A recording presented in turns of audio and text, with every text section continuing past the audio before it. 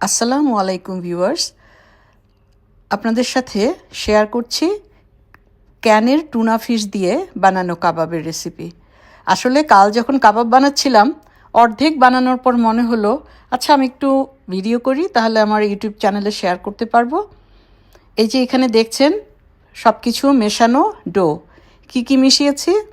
একটা ডিম দিয়েছি, ধনেপাতা দিয়েছি, ব্রেড ক্রাম্ব দিয়েছি, এরপরে দিয়েছি আরও চিলি ফ্লেক্স কাঁচামরিচের বদলে, তারপর দিয়েছি কি বলবো, যে লবণ তো লাগবেই মাস্ট, একটু গুড় দিয়েছি। আর এটা হচ্ছে ব্রেড ক্রাম্বের কৌটা আমার, সেটা দেখালাম।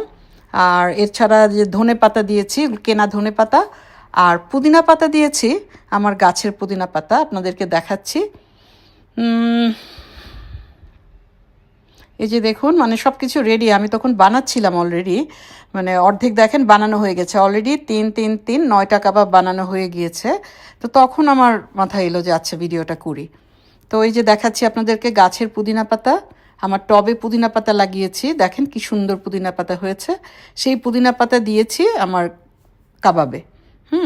তো এই যে কাবাবগুলো বানিয়ে ডিমে চুবিয়ে তারপর ব্রেড ক্রাম্বে দিয়ে মাখিয়ে আমি ট্রেতে করে রেখেছি, একটা প্লাস্টিক টাইপের ট্রে, ওইটাতে রেখেছি, রেখে ফ্রিজে রেখেছিলাম।